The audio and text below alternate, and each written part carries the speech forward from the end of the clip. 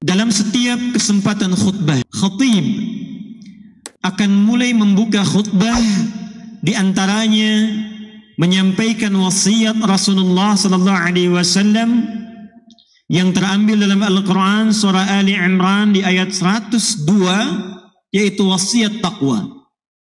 Menyampaikan firman Allah yang singkat, padat, tapi bernilai begitu luas dan manfaat.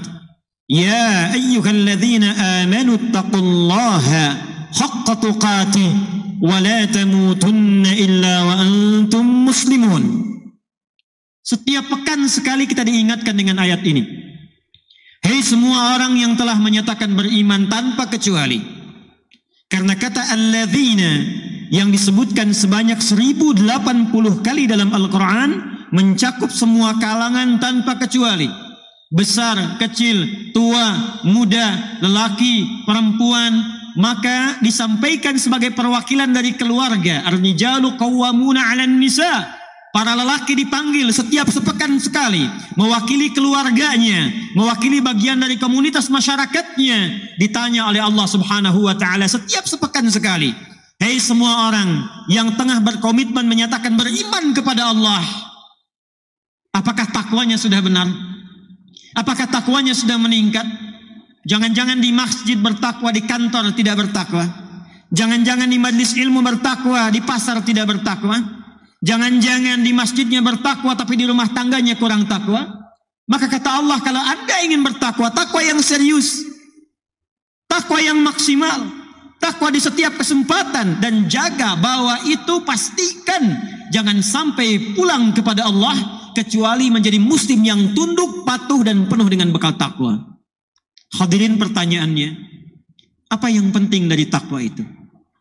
Apa kaitan takwa dengan kehidupan kita di dunia ini? Apa kaitan takwa dengan kebahagiaan kita di akhirat nanti? Maka hadirin, kalimat takwa disebutkan di dalam Al-Quran dengan seluruh derivasinya setidaknya sebanyak 240 kali. Dari semua penyebutan 240 itu, di antaranya Allah tempatkan kata-kata takwa yang terkait dengan harapan semua manusia. Quran surah ke-65 misalnya, di akhir ayat kedua, di awal ayat ketiga, bahkan disambungkan ke ayat keempatnya. Kita ambil sejenak untuk memberikan visualisasi yang lebih mudah. Semua manusia menginginkan kemudahan dalam aktivitas. Mudah mengerjakan pekerjaan di kantor. Mudah merawat kehidupan di rumah tangga. Mudah mengatasi berbagai kesulitan dalam kehidupan. Yang paling menarik, untuk mendapatkan semua kemudahan itu, bahkan ada yang menempuh hingga membayar dengan materi yang tidak sedikit. Ada yang ingin menggunakan akses dengan kedudukan. Ada yang mencoba menggunakan aksesnya dengan pengetahuan. Tujuannya satu, ingin mencapai kemudahan, kenyamanan dalam berkehidupan. Kedua, ada yang bekerja keras, berangkat gelap, pulang gelap, dan tidak sedikit mengalami kesulitan dalam menempuh itu semua demi mendapatkan tambahan-tambahan pundi-pundi materi rizki untuk membangun rumah yang megah itu, untuk mendapatkan kendaraan yang mengantarkan pada kenyamanan berkehidupan itu, penampilan yang menghadirkan kenyamanan dalam beraktivitas itu. Maka tidak sedikit orang menempuh berangkat gelap, pulang gelap, bahkan ada yang bermaksiat untuk mewujudkan itu. Untuk kemudahan, untuk solusi, untuk kenyamanan, ternyata Al-Quran memberikan satu kalimat yang singkat, padat, namun menantang khususnya bagi setiap insan yang beriman. Wa may yattaqillaha yaj'al lahu makhraja wa yarzuqhu min haitsu la yahtasib. Bila dilanjutkan ke ayat yang berikutnya, kita akan dapati wa may yattaqillaha yaj'al lahu min amrihi yusra. Kata Allah wa man, dari alladzina pindah ke kalimat man.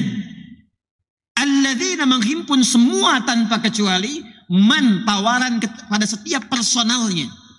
Kalau alladzina kalimat yang digunakan untuk mengungkapkan satu informasi bersifat umum, tawarannya terbuka, tapi ketika akan dipersonalisasi kepada setiap orangnya, fulan, fulana, fulan, fulana, berubah kalimatnya di bahasa Arab dari alladzina menjadi man.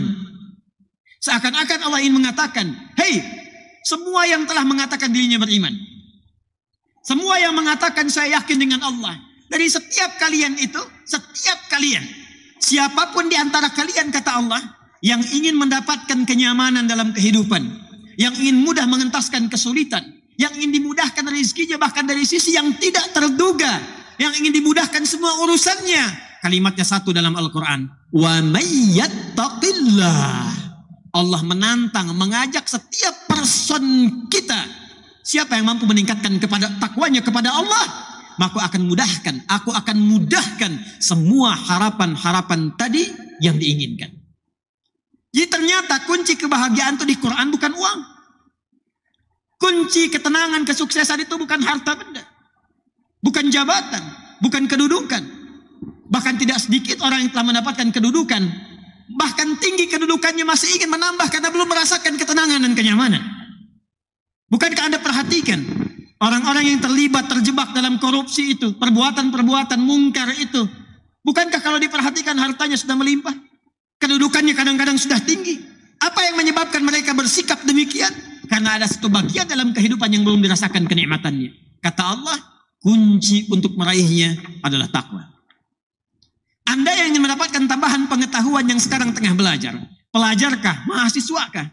Ternyata kuncinya bukan sekedar bakat kepintaran. Quran surah kedua Al-Baqarah di akhir ayat 282. Wattaqullaha wa yu'allimukum Allah. Kamu tingkatkan takwamu kepada Allah. Kata Allah, aku tambahkan dan ajarkan kepadamu tambahan pengetahuan. Kunci kebahagiaan ternyata bukan harta, bukan kedudukan. Quran surah kedua Al-Baqarah di akhir ayat 189. Wattaqullaha la'allakum tuflihun. Tingkatkan takwamu kepada Allah. Kata Allah, aku tanamkan kebahagiaan di setiap etape kehidupanmu. Rumah tangga bahagia, pekerjaan bahagia, kehidupan sosial bahagia. Hadirin, bukankah yang punya harta adalah Allah? Bukankah yang punya ilmu adalah Allah? Bukankah yang punya kebahagiaan adalah Allah? Tapi menariknya, kita tahu, kita menyadari yang punya ilmu Allah, yang punya harta Allah, yang punya kebahagiaan Allah. Tapi kita yang mengatakan itu semua adalah milik Allah, jauh dari Allah. Bagaimana semua itu bisa diraih? Bukankah hukum mengatakan orang yang dekat dengan seseorang yang punya kapasitas akan punya akses mendapatkan kemudahan dari kapasitas yang dia miliki. Orang yang dekat dengan pejabat dibuka akses dari jabatannya. Orang yang punya kedekatan dengan orang yang punya harta dibuka kelapangan untuk mendapatkan bagian dari hartanya. Hukum itu berlaku seseorang yang dekat dengan Allah. Apa yang sulit bagi Allah untuk melimpahkan kepada hambanya. Jadi problemnya, kalau ada orang sukses di pekerjaan, kurang bahagia di rumah tangga, mungkin mohon maaf bukan karena kurang gelarnya. Bukan karena kurang hartanya. Boleh jadi yang kurang takwanya. Kalau ada orang yang merasakan kurang mendapatkan kedudukan, bukan kurang tingginya, bukan kurang hebatnya, mungkin yang kurang takwanya. Kalau ada yang merasakan ini utang piutang kenapa belum lunas juga, ini kesulitan kenapa seringkali ada di hadapan, mungkin yang kurang hebat, yang dituntut dari Anda bukan kehebatan ikhtiarnya, bukan ilmunya, bukan tenaganya, barangkali yang kurang takwanya.